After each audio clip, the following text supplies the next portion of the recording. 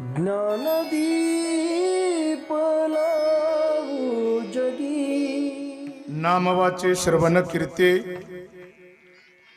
पाबले चित्ती समान. काळ सार्थक केला तिने धरिला मनी विठ्ठल. कीर्तनाचा समारंभ निरदंब सर्वता. काळ सार्थक केला तिने धरिला मनी विठ्ठल. निळामणी स्वरूप सिद्धे नित्य समाधी हरीच्या नामे. काळ सार्थक केला तिने धरिला मनी विठ्ठल. सानंदमानंद बने वसंतम. आनंदकंदम हतपापवृंदम. वाराणसीनाथमनाथनाथं श्रीविश्वनाथं शरणं प्रपद्ये. श्रीविश्वनाथं शरणं प्रपद्ये. श्रीविश्वनाथं शरणं प्रपद्ये. पांडुरंग करोय प्रथम नमना. पांडुरंग करोय प्रथम नमना.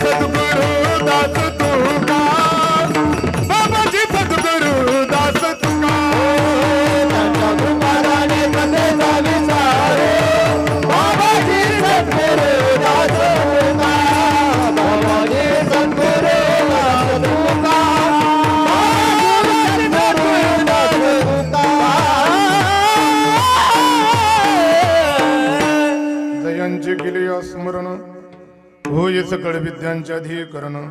तीच बंधू श्री चरण श्री गुरूंची ते नमस्कारुनी आता. नमो ज्ञानेश्वरा निवृत्ती उदारा सोपान देवा. मुक्ताबाई नमो त्रिभुवन पावनी. आद्यत्री जननी देवाची मस्तक हे पायावरी. वारकरी संताच्या सेवे लागी सेवक झालो. सेवे लागी सेवक झालो.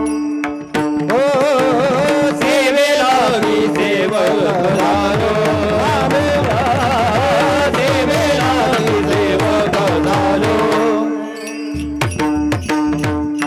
लागी सेवक धाम सेवे लागी सेवक धाम सेवे लागी सेवक धाम सेवे लागी सेवक दान सेवे लागी सेवक दान सेवे लागी सेवक दान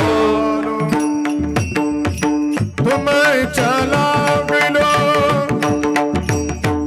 हरि निज चरना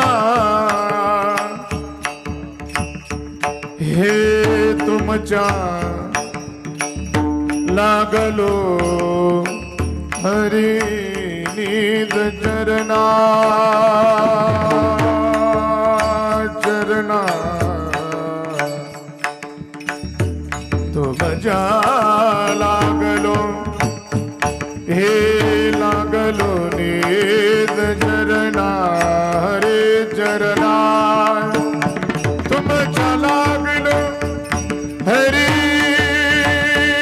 निज चरना हे तुम लागलो निज चरना हरे चरना अहो स्वामी तुका या देवा देवा यावरी न करावा अभेरू अभेरू अभेरू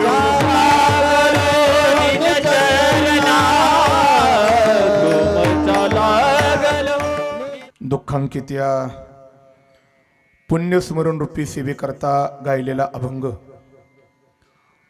संत श्रेष्ठ वैष्णव ज्येष्ठ वैराग्याची मूर्तिमंत पुतळे अखिल कोट ब्रह्मांड नायक भगवान श्री विठ्ठलाचे लाडके लढेवाळ आणि जिव्हाळ्याचे असणारे भक्त विश्वसंत श्रीमंत श्री जगद्गुरु तुकोबऱ्यांचे एकनिष्ठ शिष्य पिंपळनेर निळोबऱ्यांच्या गाथेतील 4 चरणाचा अत्यंत गोड अभंग असून या अभंगामधून निळोबऱ्यांनी मानवी जीवन जगत असताना परमार्थात आल्यानंतर काळ सार्थकते करता प्रयत्न करावा, पण तो काळ सार्थक करायचा असेल तर त्याच्याकरता कोणत्या साधनाचा अवलंब करावा, त्या साधनाचं मंथन करणारा निळोबऱ्यांचा अभंग आजच्या हरिकीर्तन रूपी सेवे करता विढाला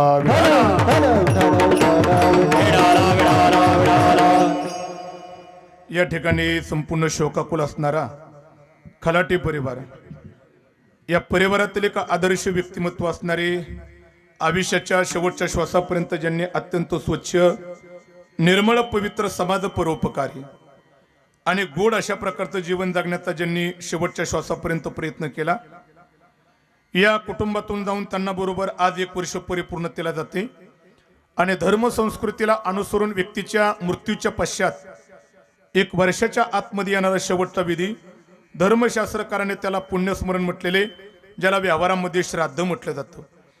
हे प्रत्येक मुलाने खऱ्या अर्थाने पाठीमागे आपल्या आई वडिलांचं या ठिकाणी अथवा पितरांचं यथासांग पार पाडणं त्यांचं कर्तव्य म्हणून या खलाटे कुटुंबातील एक आदर्श व्यक्तिमत्व असणारे पुन्हा एकदा आयुष्याच्या शेवटच्या श्वासापर्यंत गोड जीवन जगून आपल्या कुटुंबावरती मुलांवरती चांगल्या प्रकारचे संस्कार आणि विचारधारा देण्याचं ज्यांनी काम केलं ते या कुटुंबातील आदर्श व्यक्तिमत्व असणारे वैकुंठवासी आदरणीय श्री आनंदरावजी सर्जेराव खलाटे, आदरणीय आप्पांचं या ठिकाणी प्रथम पुण्यस्मरण. पाठीमागे या कार्यक्रमाचं गोड नियोजन करणारा त्यांचा परिवार, त्याच्यामध्ये त्यांच्या धर्मपत्नी श्रीमती पार्वतीताई आनंदराव खलाटे, त्याच पद्धतीने पाठीमागे त्यांच्या एक सुनबाई श्रीमती अलकाताई बाळासाहेब खलाटे, पाठीमागे त्यांचे चिरंजीव आदरणीय श्री गुलाबजी आनंदराव खलाटे, आदरणीय श्री उत्तमजी आनंदराव खलाटे व त्याच पद्धतीने पाठीमागे आदरणीय श्री संपतजी आनंदराव खलाटे आणि पाठीमागे त्यांची एक मुलगी सौभाग्यवती आशाताई अरुण गायकवाड, त्याच पद्धतीने पाठीमागे त्यांचा नातू पुतणे, असा हा गोड अशा प्रकारचा पाठीमागला फार मोठा हा गोड परिवार आहे. पुन्हा एकदा या कुटुंबावरती चांगल्या प्रकारची विचारधारा आणि संस्कारधारा देण्याचं काम खऱ्या अर्थाने आदरणीय आप्पांनी केलं. हे करत असताना मुलांवरती चांगल्या प्रकारचे संस्कार आणि त्याच पद्धतीने आपल्या खऱ्या अर्थाने कौटुंबिक जीवन जगत असताना एक खऱ्या अर्थाने बंधूंशी एक सलोख्याचं कशा प्रकारचं वातावरण असावा आणि भाऊबंदकी या ठिकाणी कशा प्रकारची जपावी याचं गोड आदर्श व्यक्तिमत्व आणि जीवन ज्या खऱ्या अर्थाने आदरणीय आप्पांनी या ठिकाणी पाठीमागं ठेवलं. पुन्हा एकदा बोलून जाईन, स्वच्छ निर्मळ पवित्र आणि कधीही कुणाचं मन न दुखवता गोड अशा प्रकारचं जीवन जगण्याचा त्यांनी प्रयत्न केला आणि पाठीमागे आपल्या मुलांवरती तेवढ्याच प्रकारचे चांगल्या प्रकारचे विचार आणि संस्कार मला वाटते की खऱ्या अर्थाने आप्पांनी देण्याचं या ठिकाणी काम केलं. म्हणून पाठीमागले त्यांचा असणारे मुलं असतील अथवा हा संपूर्ण पाठीमागे हा खलाटी परिवार हा खऱ्या अर्थाने समाजामध्ये आज प्रतिष्ठित आणि सन्मानाचं जीवन जगतोय. याच्या पाठीमागे जर का खऱ्या अर्थाने आदर्श जात असेल तर मला वाटते पाठीमागे आदरणीय आप्पांना जातोय. म्हणून या ठिकाणी समाजामध्ये गूढ जीवन जगणारी व्यक्तिमत्व आज खऱ्या अर्थाने आप्पा जरी तुमच्या माझ्या समोर देहरूपाने दिसत नाहीत, एक वर्षापूर्वी खऱ्या अर्थाने काळाच्या पडद्याआड गेले, पण काळाच्या पडद्याआड गेल्यानंतर सुद्धा आज एक वर्षानंतर सुद्धा खऱ्या अर्थाने आप्पांचं या ठिकाणी गोड अशा प्रकारचं पुण्यस्मरण होते. याला कारण आप्पा या कुटुंबाकरता एक चांगल्या प्रकारचं जीवन जगले, समाजाकरता जीवन जगले आणि जी माणसं समाजाकरता जीवन जगतात अशी माणसं देहाने जरी गेली तर आमचे जगद्गुरु तुकोबाराय म्हणतात पाठीमागं जिवंत राहत असतात. महाराज म्हणतात की गेले दिगंबरा ईश्वर विभूती, गेले दिगंबर ईश्वर विभूती, राहिल्या कीर्ती जगा माझे, राहिल्या कीर्ती जगा माझे. गेले दिगंबरा ईश्वर विभूती, गेले दिगंबरा ईश्वर विभूती, गेले दिगंबरा ईश्वर विभूती, गेले दिगंबरा ईश्वर विभूती, गेले दिगंबरा ईश्वर विभूती, गेले दिगंबरा ईश्वर विभूती, राहिल्या कीर्ती जगा माझे, राहिल्या कीर्ती जगा माझे. गेले दिगंबरा ईश्वर विभूती, गेले दिगंबरा विभूती, राहिल्या कीर्ती जगा माझे, जगा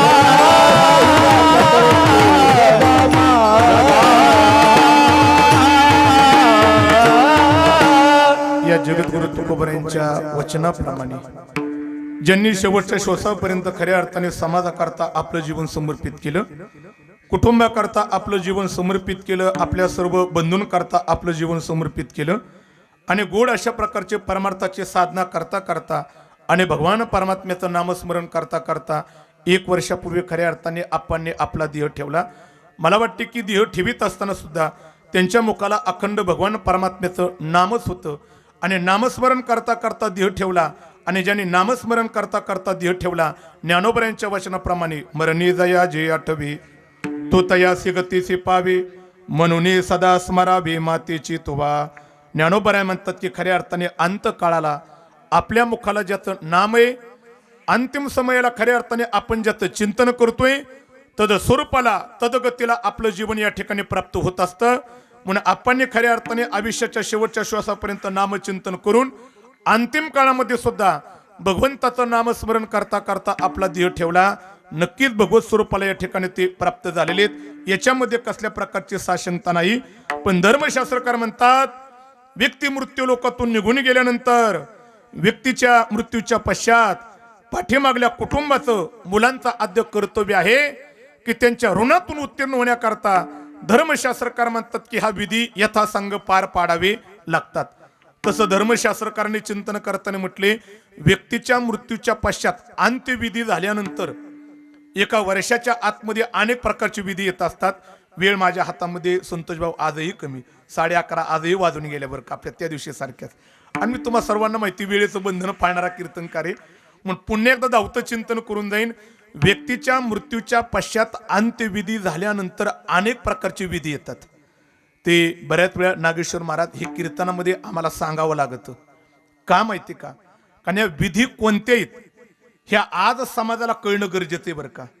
कारण या समाजामध्ये लोकांच्या पाठीमागे एवढी मोठी धावपळ आहे, लोक एवढी पळापळ करतात, एवढे प्रत्येकाचे प्रयत्न चालू आहेत की या प्रयत्नामध्ये आपल्या कुटुंबातल्या मृत पावलेल्या व्यक्तीचे कोणते विधी पार पाडावे आज लोकांना यातही देणं घेणं राहिलेलं नाही. म्हणून मी आज कीर्तनामध्ये 5 मिनिटाचा मुद्दा घेणारे पुढे जाणारे ऐका. प्रत्येक मुलांना खऱ्या अर्थाने आपल्या पितरांचे आई वडिलांची सर्व विधी यथासंग नाही पार पाडता आले तरी चालतील, पण धर्मशास्त्रकार म्हणतात की 3 विधी मात्र यथासंग पार पाडावेत. कोणते? बारकाईने ऐका. अंत्यविधी झाल्यानंतर पहिला विधी येतो, अत्यंत महत्वाचा विधी. त्या विधीला धर्मशास्त्रामध्ये दशक्रिया विधी म्हटला जातो. या दशक्रिया विधी झाल्यानंतर आणखी 3 दिवसांनी एक अत्यंत महत्वाचा विधी येतो. त्या विधीला म्हणावा 13व्याचा विधी म्हणावा. आता याच्या अंतर्गत प्रत्येक महिन्याला एक श्राद्ध घातलं जातं. त्या श्राद्धाला म्हटलं जातं मासिक श्राद्ध म्हटलं जातं. आणि हे मासिक श्राद्ध झाल्यानंतर 1 वर्षाच्या आतमध्ये मृत पावलेल्या व्यक्तीचा आता शेवटचा विधी येतो. त्या विधीला धर्मशास्त्रकार म्हणतात त्याला पुण्यस्मरण म्हणावा, त्याला व्यवहारामध्ये श्राद्ध म्हणावा. बारकाईने ऐका. सर्व विधी यथासांग पार पाडता नाही आले तरी चालतील, पण 3 विधी मात्र प्रत्येक मुलांनी आपल्या पितरांचे आई वडिलांचे पार पाडावे. कोणते? पहिला येतो दशक्रिया विधी, दुसरा 13व्याचा, आणि शेवटचा येतोय त्याला म्हणावा वर्ष श्राद्ध, त्याला म्हणावा पुण्यस्मरण. महाराज, हे जीव तोडून तुम्ही 3 विधी आम्हाला सांगितली. का सांगितली? मला एक थोडंसं बोलून द्यायचं बरं का. आज आमच्या युवा पिढीला आणि पुढच्या पिढीला आपले आई वडील गेल्यानंतर त्यांच्या संदर्भात 10वा घालावा लागतो, 13वा घालावा लागतो आणि पुण्यस्मरण घालावं लागतं. हे सांगावं लागते. का सांगावं लागते माहितीये का? हे आमच्या पुढच्या पिढीला कळलं पाहिजे.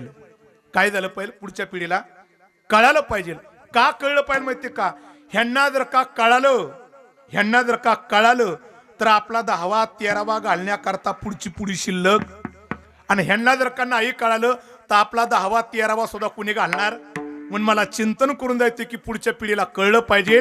दशक्रिया विधी आपल्या पितरांचा आई वडिलांचा करावा, 13वा करावा आणि वर्ष श्राद्ध करावा. आता याच्यावरती काही जण आक्षेप घेतील. महाराज, दशक्रिया विधी, 13वा पुण्यस्मरण हे तुम्ही आम्हाला करण्याकरता सांगताय, पण महाराज या विज्ञान युगामध्ये जीवन जगत असताना तुम्ही कुठे जीवन जगताय?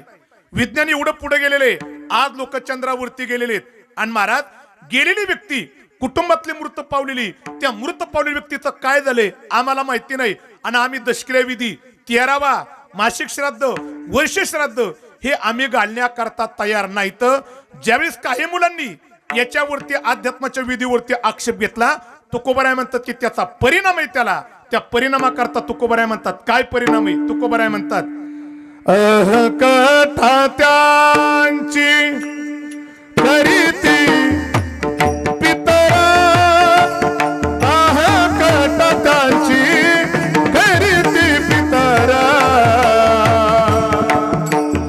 आजी करीती पितरा,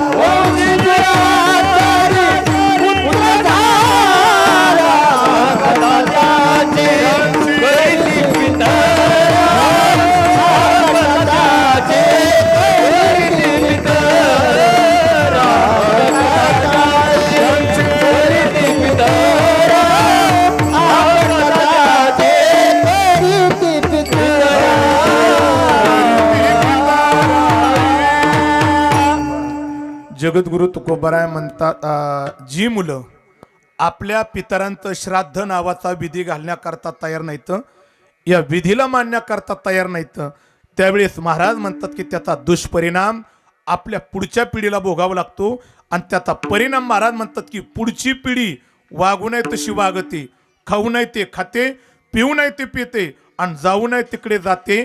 याला कारण तुकोबाराय म्हणतात की आपली पुढची पिढी बिघडली याला कारण असा त्याला अध्यात्मामध्ये शब्द आहे. आपल्या पितरांचा जर का विधी नाही यथासांग पार पाडला तर त्याला व्यवहारामध्ये शब्द आहे. त्याला पितरांचा काय लागला? पितृ काय लागला?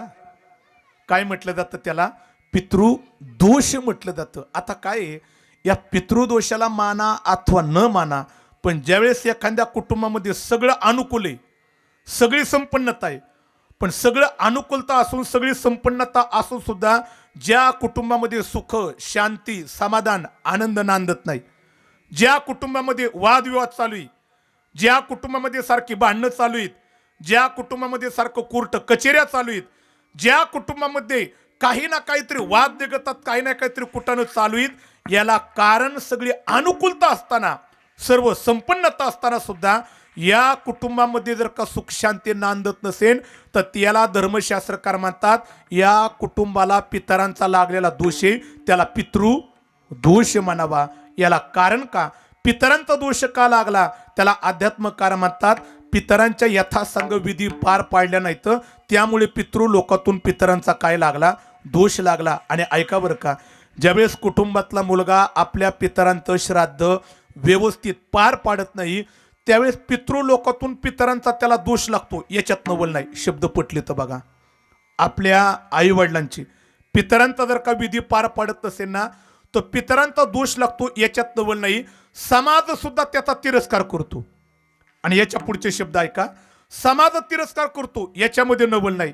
एक अशी पुराणामध्ये गोड अशा प्रकारची कथा आलेली की असं म्हटलं जातं, जो मुलगा आपल्या आई वडिलांच्या उपकाराला मानित नाही, आपल्या आई वडिलांची विधी यथासांग पार पाडत नाही, श्रीमंत भागवतामध्ये असं वर्णन आलेलं आहे, पुराणामध्ये वर्णन आहे की अशा मुलाचा तिरस्कार कोण करतो माहितीये का? एक गोड कथा आलेली, याच्याकरता मी 5 मिनिटं खर्चित करणारी. जी मुलं आपल्या पितरांचा श्राद्ध विधी पार पडत नाहीत, आई वडिलाच्या उपकाराला मानित नाहीत, अशा मुलाचा तिरस्कार कोण करतो माहितीये का? एक पुराणामध्ये अत्यंत गोड कथा आहे बरं का. सर्वांगाचं कान करा आणि ही कथा घरी घेऊन जा बरं का. जी मुलं आपल्या आई वडिलाच्या उपकाराला मानित नाहीत आणि विधी पार पडत नाहीत त्यांच्याकरता फार गोड कथा आहे. ऐका ऐका. काय झालं? एका स्मशानभूमीत प्रेत जळते. ऐका, ती प्रेत जळत असताना त्या प्रेताच्या कडनी एका साधूचं मार्गाक्रमण झालं.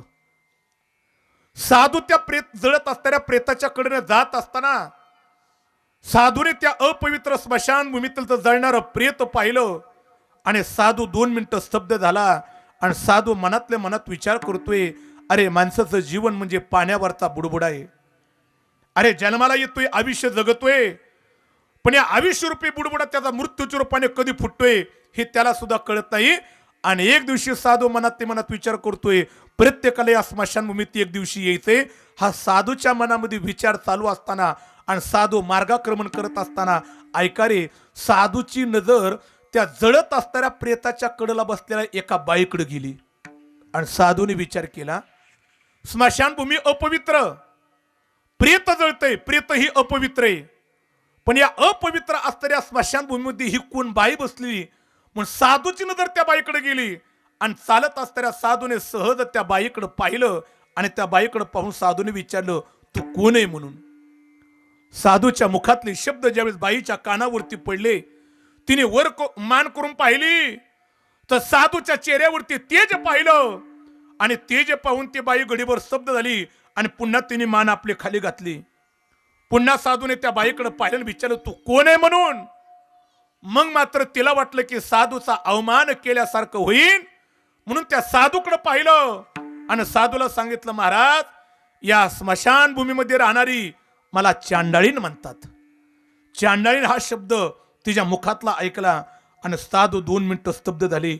आणि मग साधूने विचारलं, चांडाळणे, या अपवित्र असणाऱ्या स्मशानभूमीमध्ये प्रेत जळते, पण प्रेताच्या कडेला बसून तू काय करती? साधूचे शब्द चांडाळणीने ऐकलं आणि चांडाळणीने उत्तर दिलं, महाराज ही स्मशानभूमी राहण्याची माझी जागा आहे आणि या स्मशानभूमीतच मी राहते. मग साधूने विचारलं, या अपवित्र स्मशानभूमी राहण्याची तुझी जागा आहे, पण या गडीला प्रेत जळते, त्या प्रेताच्या कडेला बसून तू काय करती? ती चांडाळीन म्हणली, महाराज आता त्या प्रेत जळते ना, या प्रेताच्या कडेला बसून मी माझं अन्न शिजवती. साधूने विचारलं, अन्न? मग साधूने सहज चांडाळीन अन्न शिजवती, तिच्या अन्नाकडे नजर टाकली, पण साधूला तिचं अन्न थोडस विचित्र वाटलं. मग साधूने विचारलं, चांडाळीने व्यवहारातल्या लोकांपेक्षा तुझं अन्न जरा वेगळंच वाटते, कोणतं अन्न शिजवती? तेव्हा ती चांडाळीन म्हणली, महाराज व्यवहारातल्या लोकांसारखं मी अन्न खात नाही, आमच्या चांडाळणीचं अन्न वेगळे. साधूने विचारलं, तुझं अन्न काय आहे? तेव्हा ती चांडाळीन म्हणली, महाराज व्यवहारातल्या लोकांसारखं आम्ही अन्न खात नाही, माझं अन्न काय आहे? साधूने विचारलं, तुझं अन्न काय आहे? ती चांडाळीन म्हणली, महाराज आताच हे कुत्र कापले आणि कुत्र्याचं मांस मी शिजवती. साधूने विचार केला, चांडाळीन अपवित्र, स्मशानभूमी अपवित्र, प्रेत जळते अपवित्र, आणि या अपवित्र जागेवरती चांडाळीन जी अन्न शिजवती, कुत्र्याचं मांस शिजवती, तेही अपवित्र. आता या चांडाळीपाशी थांबण्यामध्ये अर्थच नाही. साधू निघणार, पण साधूने जाता जाता पाहिलं चांडाळीन कुत्र्याचं मांस ज्या भांड्यामध्ये शिजत होती, ती भांड जरा साधूला वेगळं वाटलं. म्हणून साधूने विचारलं, चांडाळणे कुत्र्याचं मांस ज्या भांड्यामध्ये शिजवती, हे भांड तू कुठून आणलं? तेव्हा त्या चांडाळीने थोडं स्मित हास्य केलं आणि सांगितलं, महाराज तुमच्यासारख्या भांड्यामध्ये हे कुत्र्याचं मांस शिजत नाही. मग तू कोणत्या भांड्यामध्ये मांस शिजवती? तेव्हा ती चांडाळीन म्हणले, महाराज ते पलीकडचं प्रेत जळले ना, त्या प्रेताची कवटी पडली, त्या कवटीमध्ये मी कुत्र्याचं मांस शिजवती. आणि मग साधूने विचार केला, कुत्र्याचं मांस माणसाच्या कवटीमध्ये शिजवती, स्मशानभूमीत राहती, प्रेत जळते, नाव हिचं चांडाळणे. मग मात्र साधूला भीती वाटू लागली आणि साधू तिथून जाणार. पण जाता जाता साधूने पाहिलं, कुत्र्याचं मांस ज्या माणसाच्या कवटीमध्ये चांडाळी शिजवती, ती शिजवित असताना याच्याकरता लागणारा निखारा जाळ्या चांडाळीने कुठून आणला? मग साधूने विचारलं, चांडाळणे निखारा कुठून आणला, जाळ कुठून आणला? ती चांडाळी म्हणली, महाराज याच्याकरता दूरवरती नाही जावं लागलं. मग निखारा कुठून आणला? ती चांडाळीन म्हणली, महाराज हे प्रेत जळते ना, या प्रेतातले 3 लाकडं काढल्यात, त्या चुलीमध्ये टाकून त्याच्यावरती कुत्र्याचं मांस शिजवती. मग तो साधूने विचार केला, आता थांबण्यातच अर्थ नाही. पण जाता जाता साधूने पाहिलं, कुत्र्याचं मांस चांडाळीन ज्या गंगेच्या पाण्यात शिजवती, ते पाणी जरा साधूला वेगळं वाटलं. साधूने विचारलं, चांडाळणे हे कुत्र्याचं मांस शिजवण्याकरता लागणारं गंगेचं पाणी तू कुठून आणलं? तेव्हा ती चांडाळीन म्हणली, महाराज हे साध्या गंगेच्या पाण्यात शिजत नाही मांस. मग पाणी कोणतं आहे? ती चांडाळी म्हणली, महाराज ते गंगेचं पाणी नाही. मग साधूने विचारलं, याच्याकरता पाणी कोणते? चांडाळी म्हणले, महाराज ते तुम्हाला कळणार नाही, ते पाणी जरा वेगळे. साधूने विचारलं, कोणते? ती चांडाळी म्हणली, महाराज तुम्हाला माहित नाही, पण व्यवहारामध्ये त्या पाण्याला पहिल्या दाहरची म्हटली जाती. कोणती कोणती कोणती म्हटली जाती? तिला मदिरा म्हटली जाती, तिला दारू म्हटली जाती. दारू मध्ये मी कुत्र्याचा मांस शिजवते. मग तो साधूने विचार केला, आता थांबण्याचा अर्थ नाही. पण साधूने जाता जाता पाहिलं, एवढं अपवित्र अन्न, पण ते चांडाळीने कोणतरी झाकण टाकून कोणत्या तरी झाकणारे ते अन्न झाकलं होतं. साधूने विचारलं, चांडाळीने हे अन्न झाकण्याकरता झाकण कोणतंय? चांडाळी म्हणली, महाराज दुसरं झाकण नाही. मग कोणतंय? माझ्या डाव्या पायातली चप्पल काढली आणि ती चप्पल मी त्याच्यावरती उलटी टाकली झाकण म्हणून. आणि मग साधूने विचारलं, का झाकण टाकले? त्या चांडाळीने उत्तर दिलं, बारकाईने ऐका. ती चांडाळीन म्हणते, महाराज माझ्या या अन्नाला कुणाची दृष्ट लागू नये याच्याकरता अन्न झाकलेले.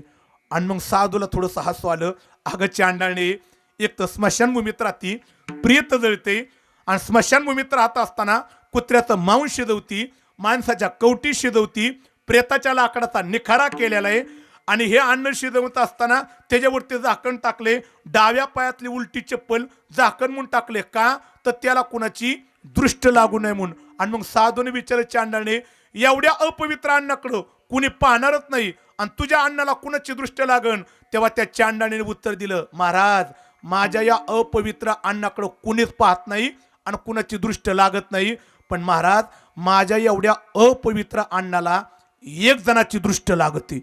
आणि मग साधूला उत्सुकता निर्माण झाली, असा कोण आहे? या अपवित्र अन्नाकडे पाहिल्यानंतर त्याची दृष्ट चांडाळीच्या अन्नाला लागते. मग साधूने विचारलं, चांडाळणे असा कोण आहे समाजातला की त्याची दृष्टी तुझ्या अण्णाला लागते. आता चांडाळणीनं उत्तर दिलं. वाक्य ऐका, हे चांडाळणीचं उत्तर घरी घेऊन जा, मग तुम्हा आम्हाला कळेल की अशा मुलाचा तिरस्कार कोण करते. बरं का, कोण तिरस्कार करते ऐका. चांडाळीन म्हणले, महाराज माझ्या अण्णाला कुणाची दृष्ट लागत नाही, पण एकाची लागती. कोणाची? तेव्हा ती चांडाळीन म्हणले, महाराज ज्या मुलाने, ऐका रे, ज्या मुलाने आई वडिलाच्या पोटी जन्म घेतलेला आहे, पण आई वडिलाच्या उपकाराला विसरला, आई वडिलाची जो सेवा करत नाही आणि मेल्यानंतर आई वडिलांचे यथासांग विधी पार पाडत नाही, असं उपकार करणाऱ्यावरती अपकार करणारा जो मुलगा आहे, त्या मुलाची दृष्ट माझ्या अण्णाला लागते. म्हणून मी माझं अन्न काय केले, झाकून ठेवलेले. झाला माझा दृष्टांत. ऐका रे, जी मुलं आपल्या आई वडिलांचा यथासांग विधी पार पाडत नाहीत आणि आई वडिलावरती अपकार करतात, अपकार करणाऱ्या मुलाचा तिरस्कार चांडाळी सुद्धा करते. मग त्या चांडाळीने आपला तिरस्कार न करावा असं वाटत असेल तर प्रत्येक मुलाने आपल्या आई वडिलांचा यथासांग दशकिरे विधी तेरावा आणि पुण्यस्मरण हे पार पाडावा. विडाला विडाला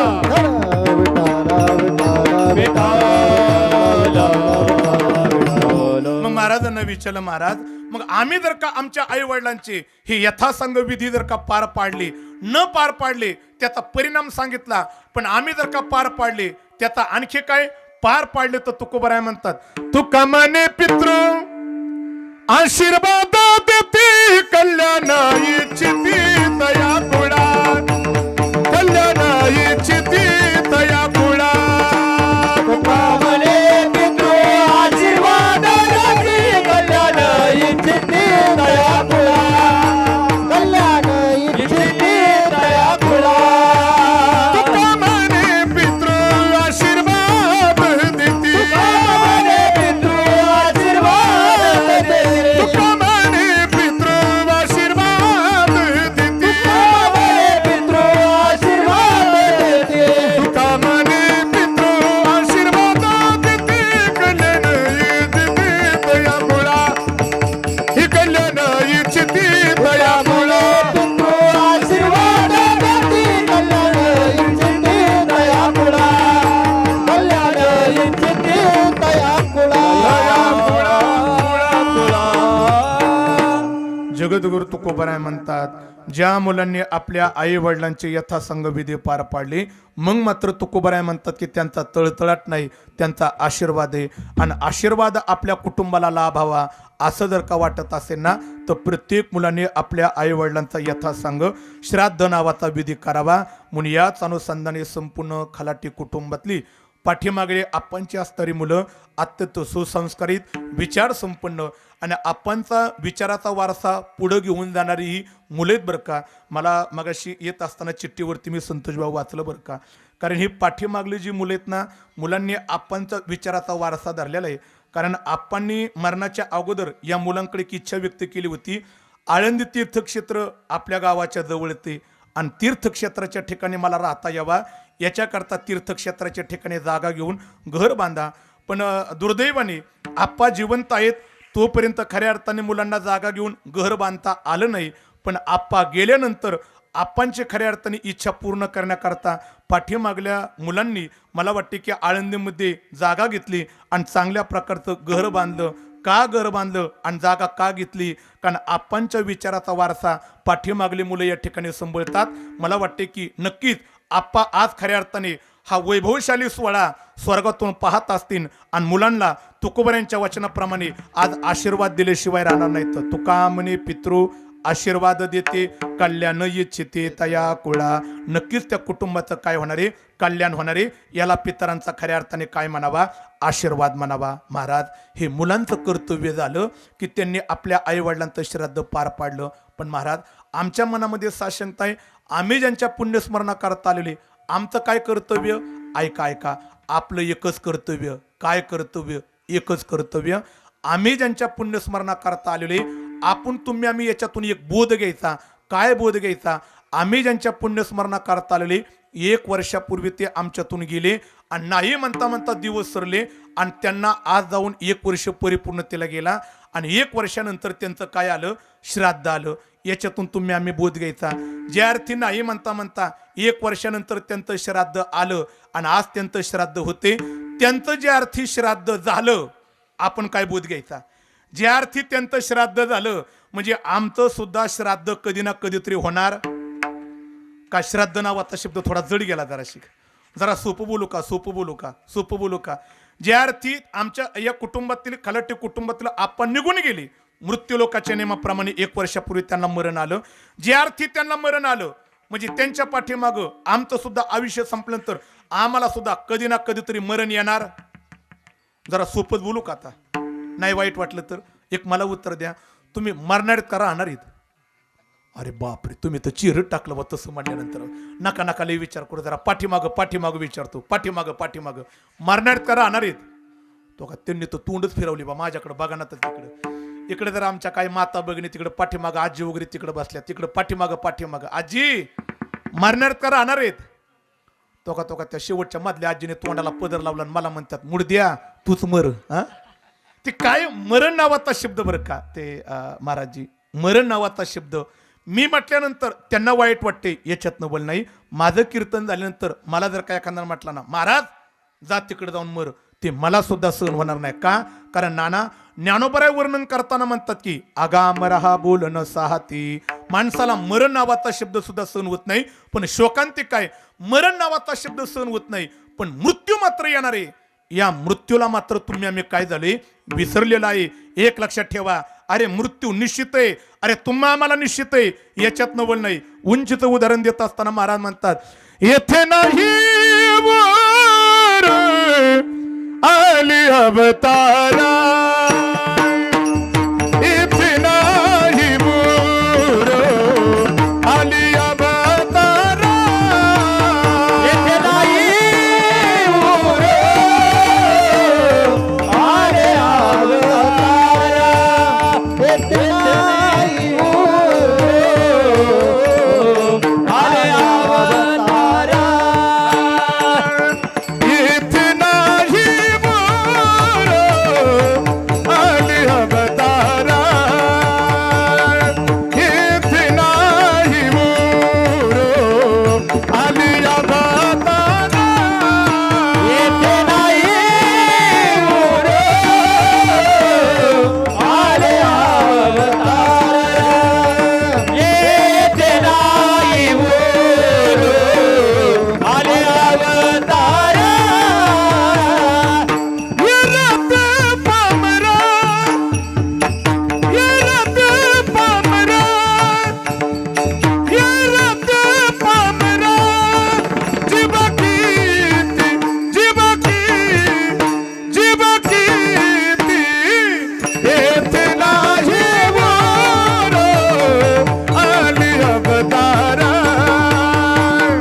येथे नाही वर आली अवतारा.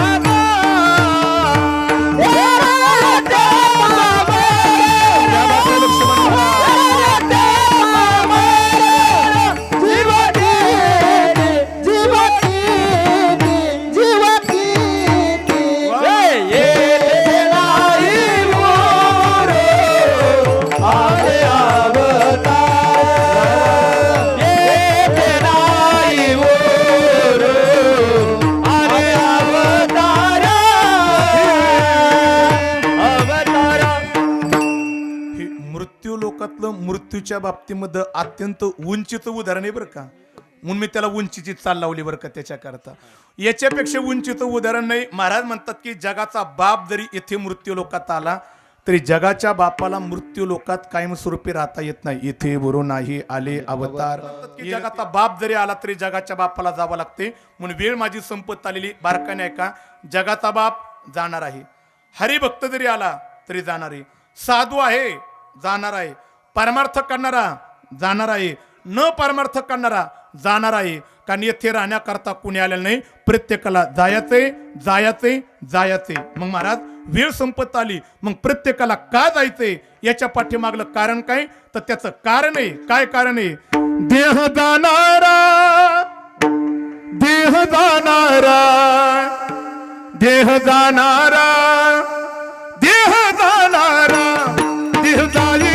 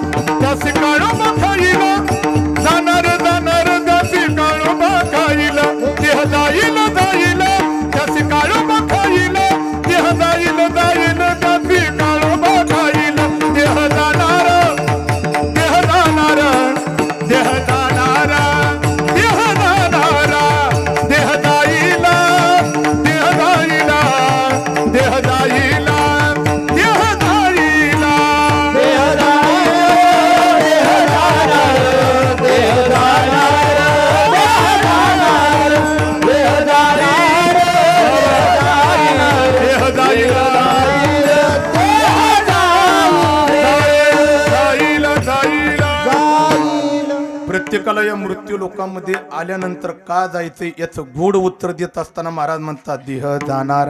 ती दोन प्रकारची पाठ येतात, देह जाणार आणि काही टिक देह जाईल.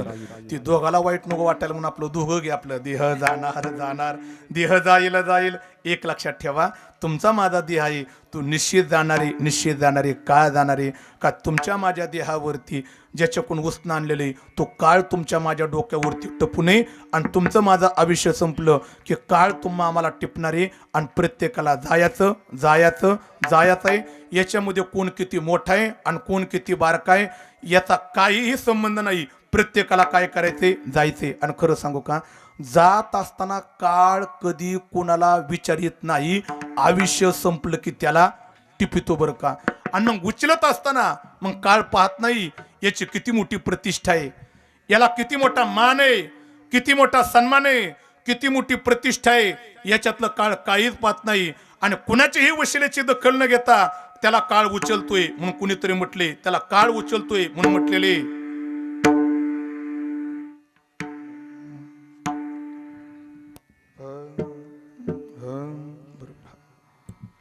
क्या भरोसा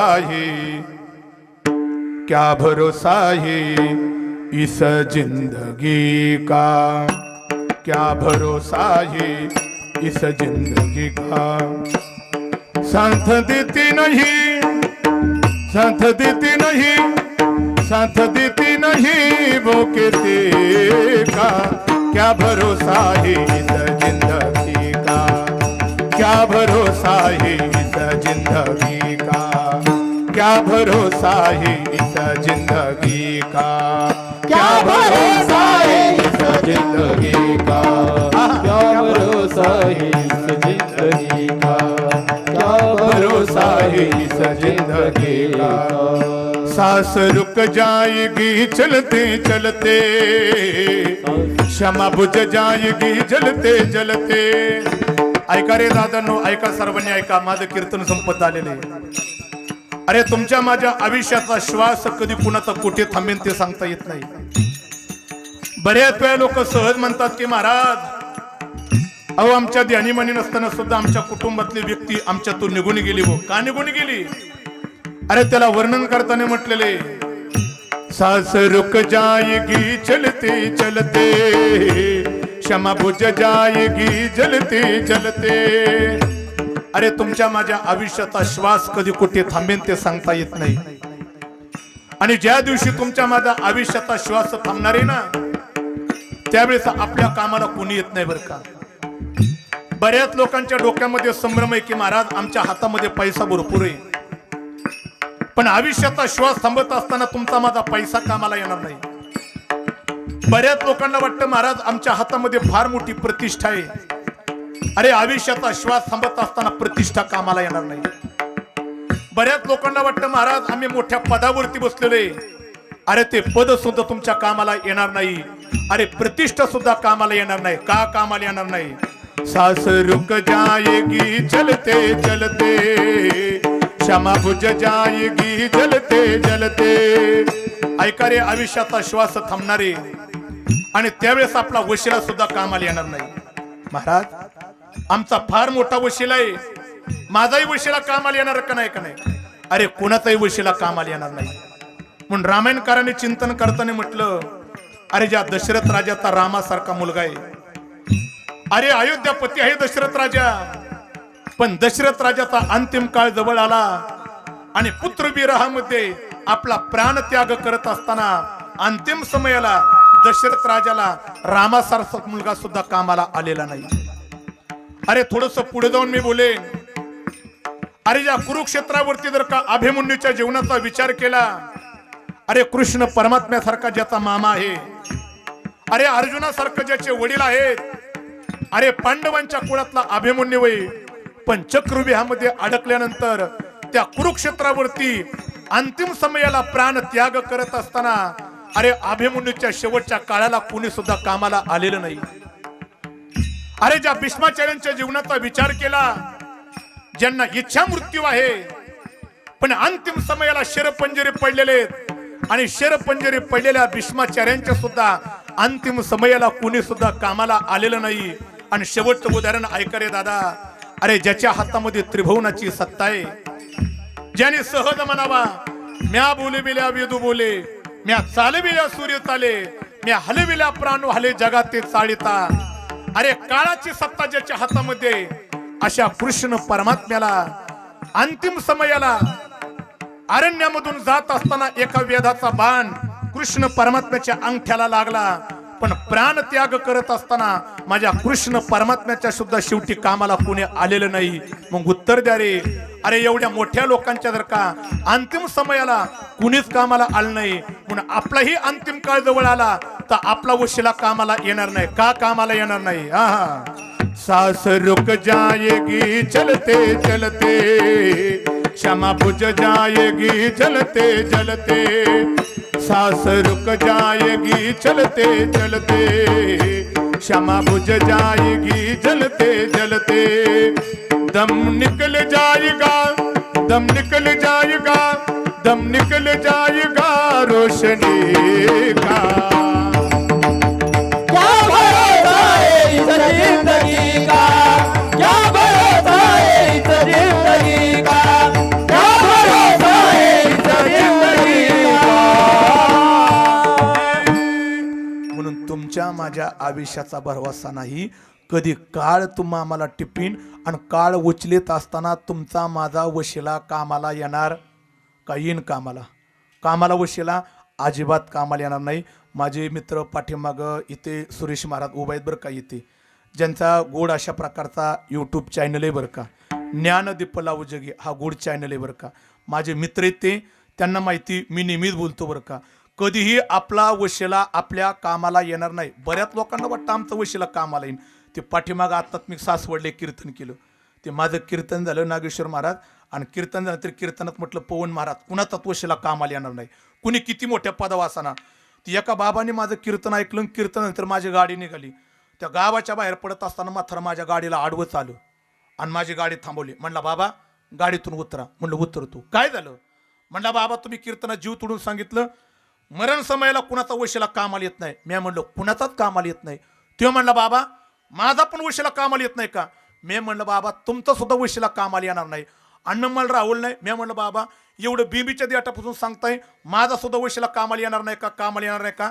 मी म्हणलं नाही कामाला येणार. पण म्हणलं बाबा तुमचा वशिला कोणता आहे? मी म्हणलं तुमचा वशिला कोणता आहे?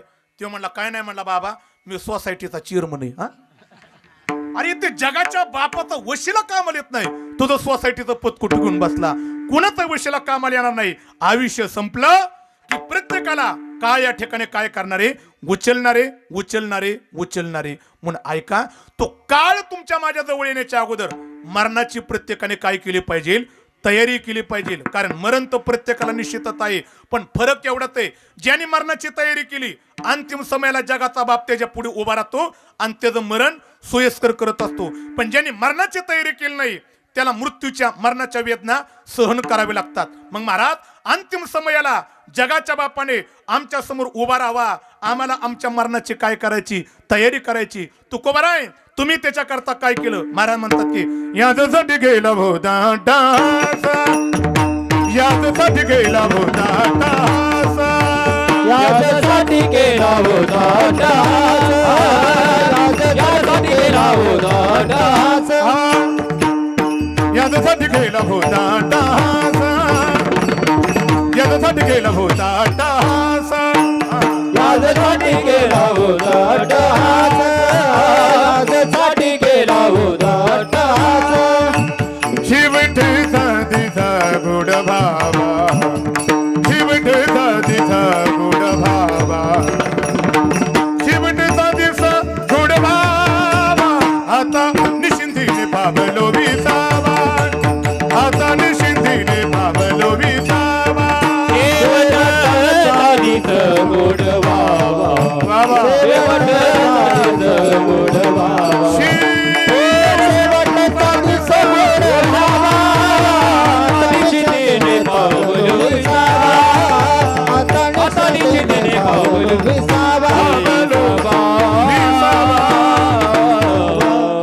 म्हणतात की मरण मृत्यू लोकांमध्ये निश्चित आहे, पण त्या मरणाची आम्ही तयारी केली. काय केली? यादसाठी केला होता अट्टहास. तुकोबराय म्हणतात की अट्टहास केला आणि ज्यांनी परमार्थामध्ये येऊन परमार्थाचा अट्टहास केला त्याचा शेवटचा दिवस खऱ्या अर्थाने मरण काय झालं, त्याचं आनंददायक झालं. मग महाराजांना विचारलं, महाराज शेवटचा दिवस गोड होण्याकरता अट्टहास करायचा म्हणजे नेमकं काय करायचं, ते काय करायचं त्याचं गोड उत्तर आमच्या नळोबऱ्याने दिलं अभंगाच्या पहिल्या चरणात. नाम वाचे श्रवण कीर्ती, नाम वाचे श्रवण कीर्ती, नाम वाचे श्रवण कीर्ती, नाम वाचे श्रवण कीर्ती, नाम वाचे श्रवण कीर्ती, नाम वाचे श्रवण कीर्ती, नाम वाचे श्रवण कीर्ती, नाम वाचे श्रवण कीर्ती. पाहुणे चित्ती समान, पाहुणे चित्ती समान, काळ सार्थक केला त्याने, काळ सार्थक केला त्याने. पाहुणे चित्ती समान, पाहुणे चित्ती समान, काळ सार्थक केला त्याने, काळ सार्थक केला त्याने. नाम वाचे श्रवण कीर्ती, पाहुणे चित्ती समान, पाहुणे चित्ती समान, पाहुणे चित्ती समान. हे नाम वाचे श्रवण कीर्ती, पाहुणे चित्ती समान, पाहुणे चित्ती समान, पाहुणे चित्ती समान. विठोबा रखुमाई, रखुमाये, रखुमाई, रखुमाये, रखुमाई, जय विठोबा. टाळी टाळी सर्वांनी टाळी. रखुमाई, रखुमाये, रखुमाई, रखुमाये.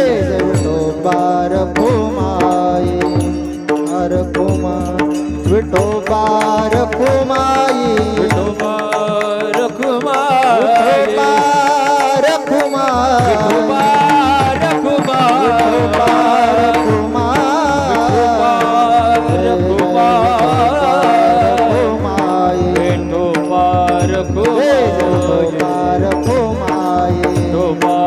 कुंडली कवरदार पंढरीनाथ भगवान की गौरी ज्ञानेश्वर महाराज की जय.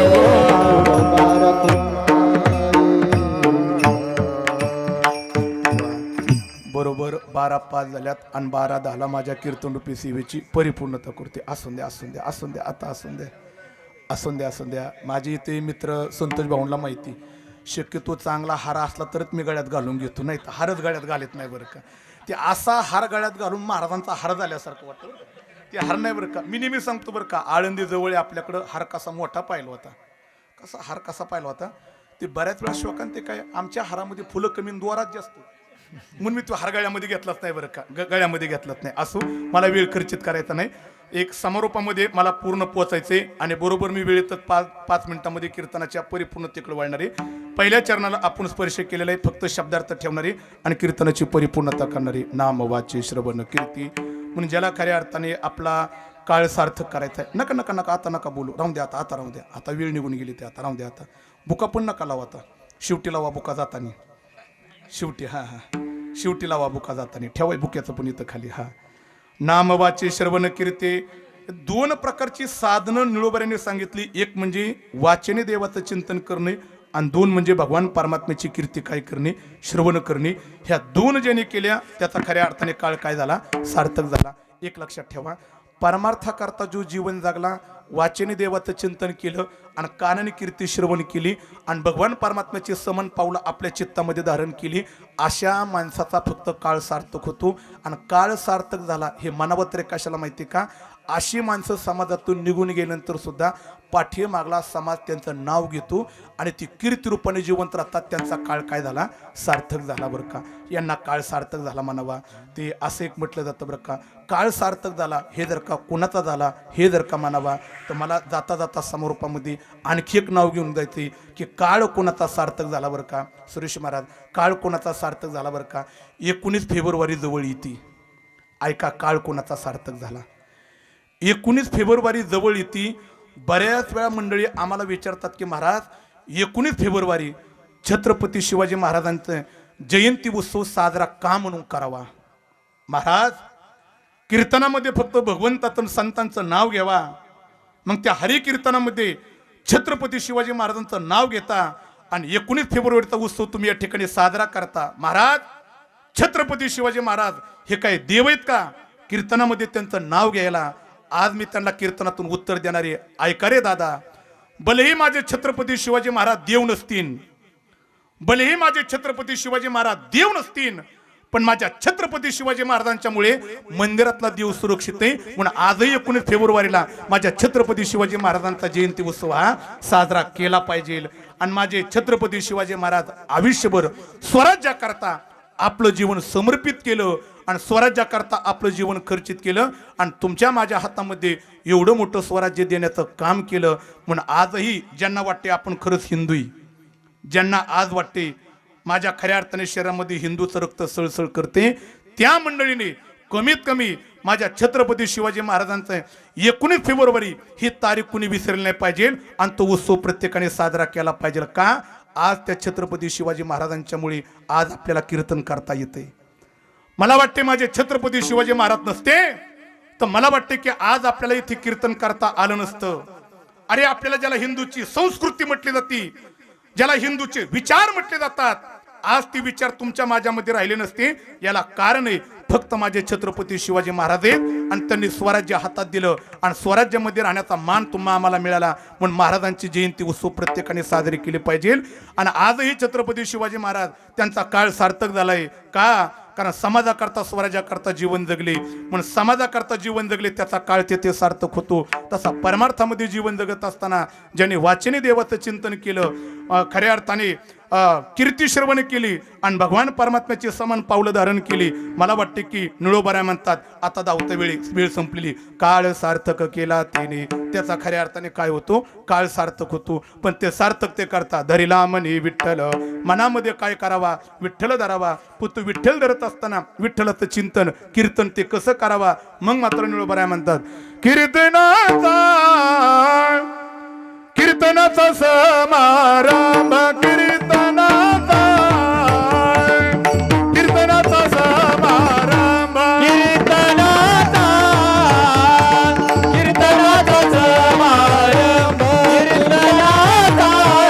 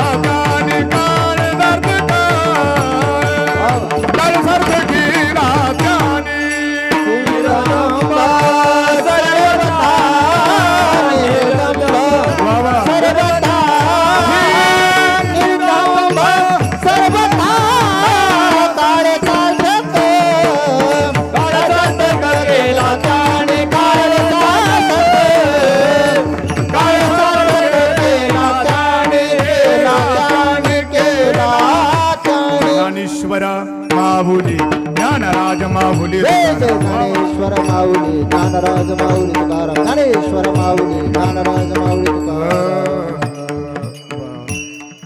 समारोपामध्ये जात असताना निळोबराय म्हणतात की काळ सार्थक करण्याकरता ते कीर्तन करा, पण ते कीर्तन कसं करा. कीर्तनाचा समारंभ निरदंब सर्वता वेगळ्या कीर्तनाची मला गरज आहे, कारण कीर्तन सर्वता कसं करावं आणि दंबरहित कसं करावं याला वेगळं आपल्याला चिंतन मांडण्याची गरज आहे.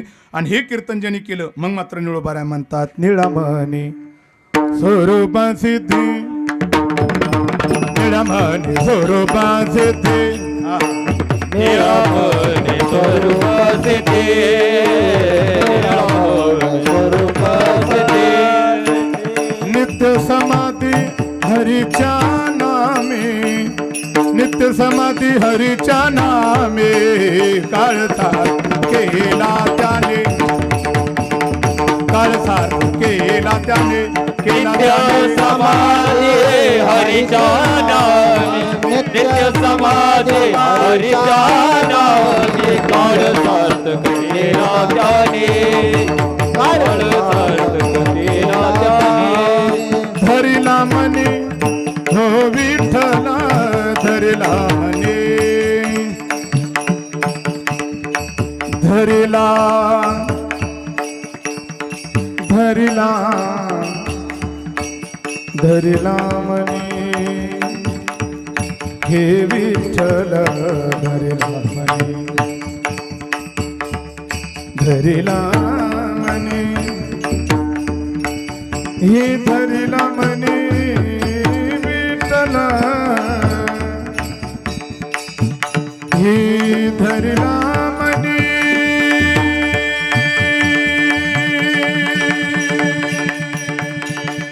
विठ्ठल, धरिला मने, हे विठ्ठल,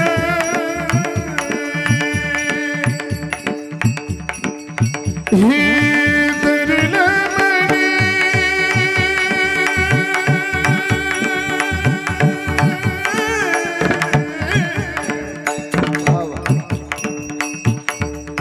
हे धरिला, हे विठ्ठल, हे धरिला मने,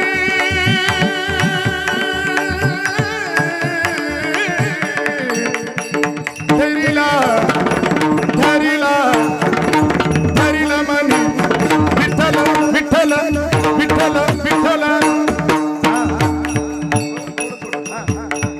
हे धरिला धरिला मने विठ्ठल,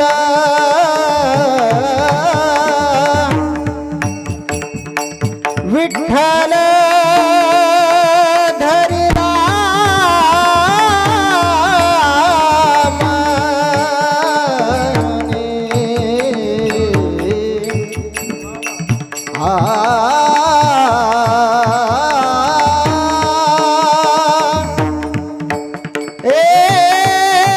धरिला मने विठ्ठल,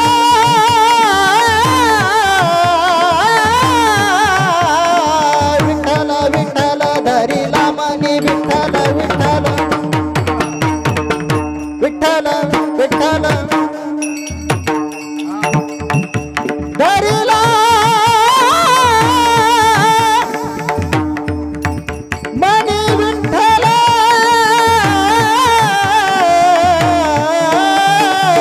विठ्ठल धरिला, धरिला मने विठ्ठल,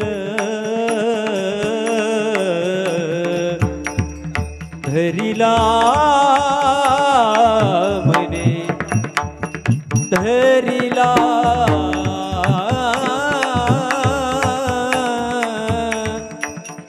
धरिला मने, धरिला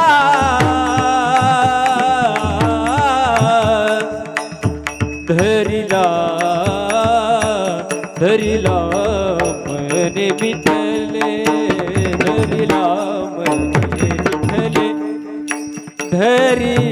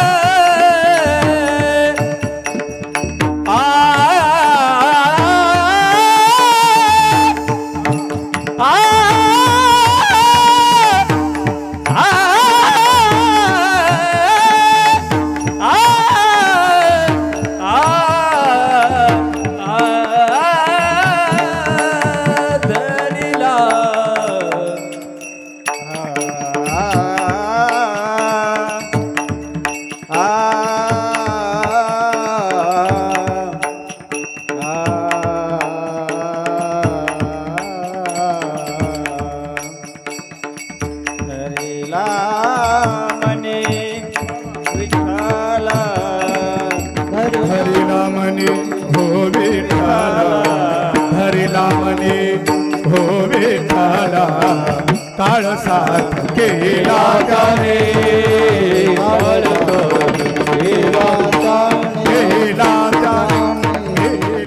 निळामणी स्वरूप सिद्धी नित्य समाधी हरीच्या नामे काळ सार्थक केला तेने धरिला मनी विठ्ठल. माझ्या कीर्तनाची वेळ संपली.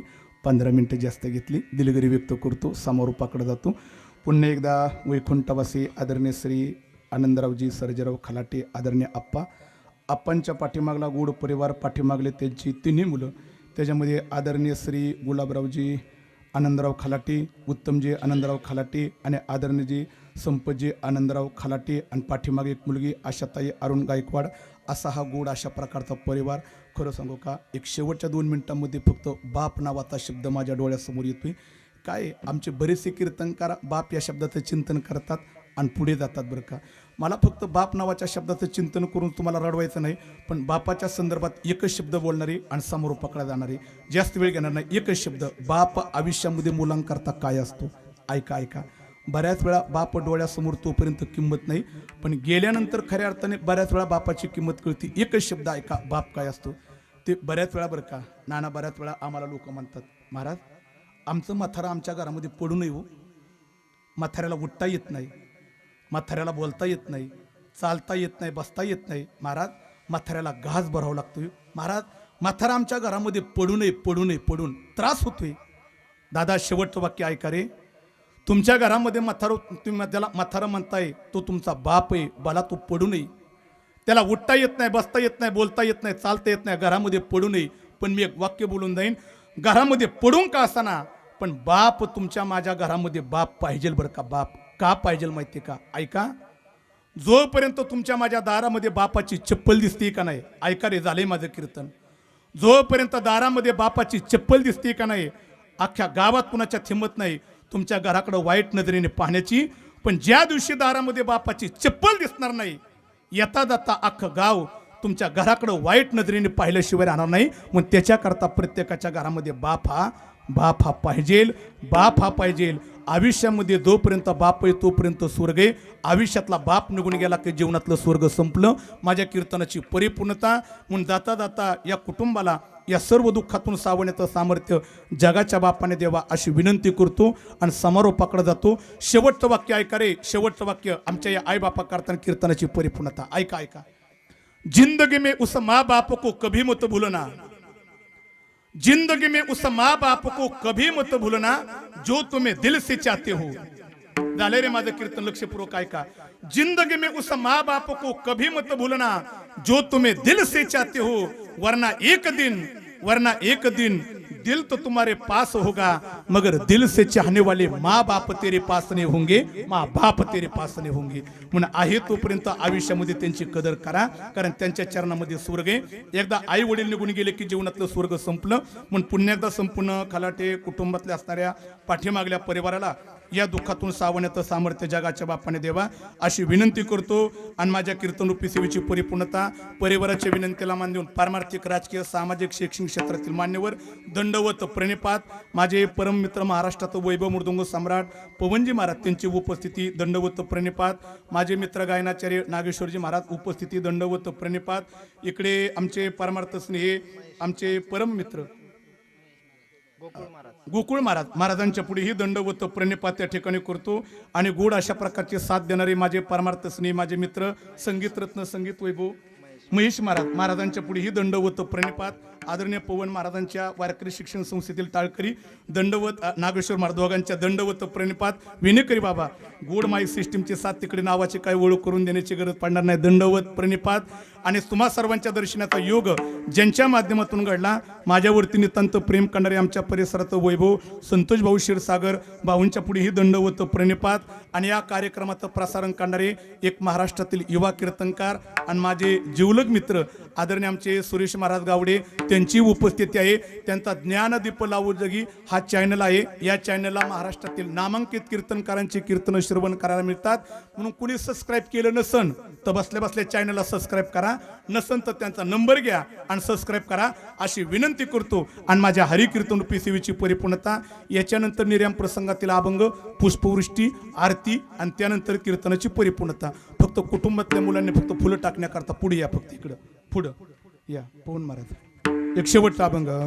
आम्ही जातो तुम्ही कृपा असू द्यावी, आम्ही जातो तुम्ही कृपा सुधावी. सकळा सांगावी विनंती माझी, सकळा सांगावी विनंती माझी. वाड वेळ झाला उभा पांडुरंग, वैकुंठाचे रंग बोलावे तो. अंतकाळी विठू आमाचे पावन, पुढे सहित झाला गुप्त तुका. वाट वेळ झाला उभा पांडुरंग, वैकुंठाचे रंग बोलावे तो. कुंडली खबरदारी विठ्ठल श्री ज्ञानदेव तुका. पंढरीनाथ भगवान की माऊली जय. ज्ञानेश्वर महाराज महाराज, की जगद्गुरु जय. तुकाराम महाराज की महाराज की जय. तुकाराम तुकाराम तुकाराम तुकाराम तुकाराम तुकाराम तुकाराम तुकाराम तुकाराम तुकाराम. विठ्ठल जय जय विठ्ठल, जय विठ्ठल जय जय विठ्ठल जय विठ्ठल जय जय.